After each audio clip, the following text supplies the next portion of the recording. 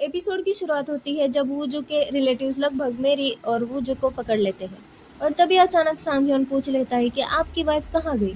बिना ये जाने यहाँ क्या हंगामा मचा हुआ है। वूजू मेरी को इशारों से वहां से जाने के लिए कहता है और लकीली मेरी को भी ये बात समझ में आती है और वो वहां से छुप जाती है।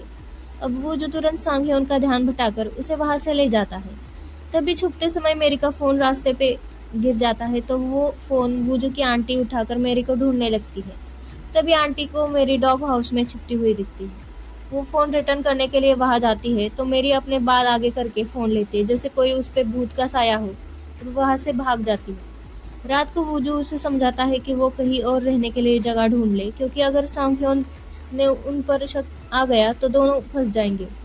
अब मेरी अपने सियोल में रहने वाली एकलौती फ्रेंड से कांटेक्ट करती है लेकिन तभी उसे पता चलता है कि उसने भी आर्मी ज्वाइन कर चुकी है। अब मेरी के पास कोई और ऑप्शन नहीं बचता तभी मेरी कुछ मोटेल का लॉन्ग स्टे वाला ऐड देख लेती है तो मेरी वहाँ पे चेक इन करती है। अब मोटेल है तो मेरी अनकंफर्टेबल अनसेफ ही फील करेगी। वहाँ के रूम भी कुछ साफ नहीं थे पर अब मेरी के पास कुछ ऑप्शन भी नहीं था। इसी बीच वूजू के ग्रैंड मदर के चेकअप के टाइम जिनयोंग के पापा उसकी दादी को बताते हैं कि जिनयोंग को अभी भी वूजू पर क्रश है। तो दादी को भी ये रिश्ता अच्छा लगता है तो अब इसके लिए वूजू की दादी को भी हाँ है। और दादी जिनयोंग के पापा को कहती है अब तो हम इन लॉज बनेंगे। पर दादी को बिल्कुल अंदाजा नहीं होता कि उसका ग्रैंडसन एक बड़े झूठ में जी रहा है। अब अगले दिन मेरी अपनी कंपनी के डिज़ाइन को लेकर एक हॉस्पिटल में जाती है। तभी उसे वहाँ पे जिनयोंग मिलती है तो जिनयोंग उसे कॉफ़ी पीने के लिए इनवाइट करती है।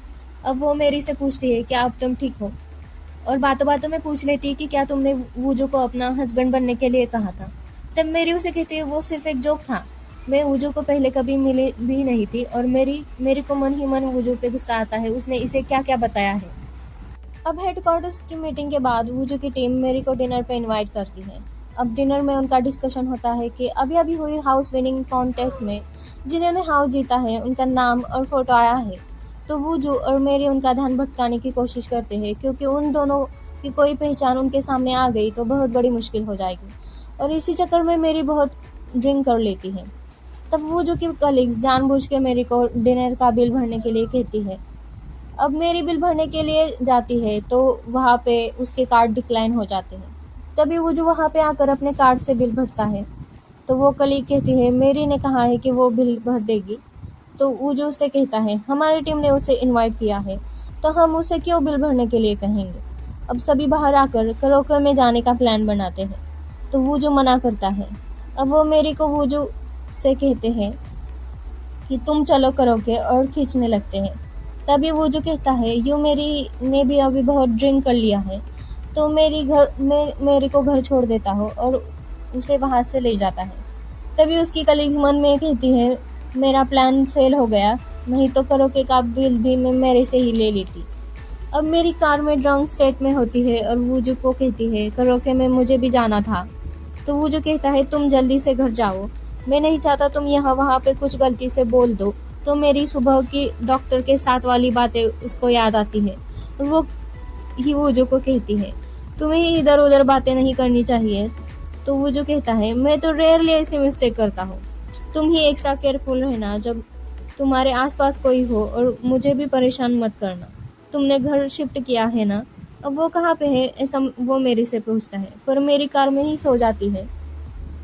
अब तो मेरी उसके बताए हुए एड्रेस पे वो लाता है पर मेरी उसके रूम की कीज घुमाती है। अब तो मैनेजर से कहकर वो रूम ओपन करवा देता है और मेरी को रूम में ले जाता है। तभी वो देखता है कि वो मैनेजर मेरी को घूर रहा है। तो वो जो कहता है अब तुम्हारा काम हो गया है तो तुम यहाँ पे क्या कर रहे हो। तो मैनेजर वहाँ से जल्दी में भाग जाता है। वो जो रूम लॉक करके वहाँ से नीचे आता है तभी फिर से उसे मैनेजर मिलता है और मैनेजर वूजू से कहता है क्या तुम जा रहे हो। तो वूजू हाँ बोल देता है। अब वूजू को मैनेजर पे शक आ गया है क्योंकि वो मोटेल है वो कुछ अनसेफ जगह है। अब वूजू अपनी कार के पास आकर कार खोलता है पर कार लॉक हो गई है। तभी उसे याद आता है कि मेरी को रूम में ले जाते समय उसकी कार की कीज वहाँ पे गिरी थी। तो मेरी को कॉल करता है। मेरी कॉल उठाती है तभी उसकी चिल्लाने की आवाज़ आती है और फ़ोन कट जाता है। अब वूजू को लगता है कि कहीं वो मैनेजर ने मेरी के साथ गलत तो नहीं किया।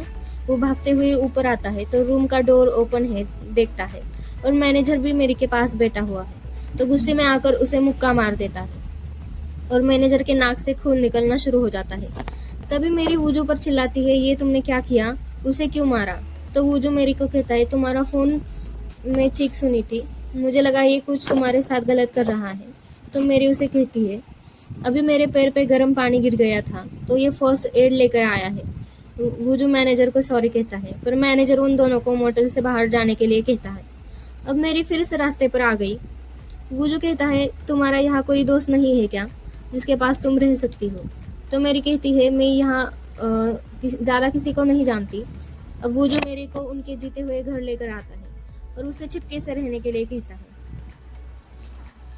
इधर अगले दिन संगयोन के ऑफिस में उसका बॉस उसे कहता है, तुम्हारी गलती की वजह से हमने एक घर तो गवा दिया, अब अगली बार ऐसा नहीं होना चाहिए। जबकि पूरी गलती उसके बॉस की थी। उसका बॉस उसे कहता है, याद रखना मैंने तुम्हें अपना घर, कार, क्रेडिट कार्ड दिलवाया है, तो गलती मत करना। अब सांग्योन को इसका बुरा लगता है। फिर सांग्योन अपने ऑफिस में आकर यूं मेरी को कॉल करता है और कहता है, हमारे डायरेक्टर अगले हफ्ते आपके घर आएंगे कुछ जीते हुए घर की फॉर्मेलिटी के लिए। तो मेरी उसे कहती है, मैं अपने पति से बात करके आपको बताती हूँ। अब सांग्योन ग्रुप के साथ रनिंग करने के लिए वहाँ पे आता है और उसे सुबह की उसके बॉस की बातें याद आती है। तो वो लाइन से बाहर निकलकर वहाँ से रनिंग करते हुए जाता है। तो जिन योंग जो डॉक्टर है वो भी उस ग्रुप में है और उसे वो देख लेती है। मतलब आगे आने वाले एपिसोड में इन दोनों की स्टोरी देखने मिलेगी। अब इधर वो जो के ऑफिस में, मतलब म्योंग सदंग कंपनी में, उसके कजिन के पापा होंग जो कंपनी में उन्होंने फ्रॉड किया है, तो वो किसी के सामने नहीं आने के लिए वो कंपनी का जो एम्प्लॉय है जिसने वो लिस्ट ला कर उन्हें दी थी, उसका वो कार एक्सीडेंट करवा देता है। इधर मेरी रात को लाइट बंद करके घर में ही रहती है। वो जो के इंस्ट्रक्शंस फॉलो करके उसे घर में ही रहती है, क्योंकि वो नहीं चाहती संगह्योन जो उसके घर के पास रहता है उसे पता चले। लेकिन उसके घर के साउंड सेंसिटिव लाइट के बारे में उसे पता नहीं था। जब वो मच्छर मारने के लिए ताली बजाती है और लाइट्स ऑन हो जाती है। अब मेरे को पता नहीं था कि ये लाइट कैसे ऑफ करनी है। तभी ये सांगह्योन देख लेता है, तो वो मेरी के घर आता है कोई फॉर्म लेकर जो मेरी और वूजो को भरना है। मेरी उसे लाइट के बारे में पूछती है कैसे ऑन ऑफ करना है। तभी वो थोड़ा सस्पेसियस हो जाता है और वहाँ पे वूजो की घर में कोई चीज़ भी नहीं दिखती। तो वो मेरी से पूछता है, क्या तुम्हारे हस्बैंड भी यहाँ रहते हैं ना, क्योंकि उनका घर में कोई सामान भी नहीं दिखाई दे रहा और वो भी अभी तक नहीं आए हैं। तो मेरी सांगह्योन को झूठ बोलती है। वो जो को ओवर टाइम करता है, इसलिए उसे आने में देर लगती है और हम यहाँ पे अभी अभी शिफ्ट हुए हैं, तो वो जो को अनपैक करने का समय ही नहीं मिला। मेरी झूठ बोलकर बात को टाल देती है। अब मेरी वूजो को बताती है कि सांगह्योन को पता चल गया है कि हम यहाँ पे रहते हैं।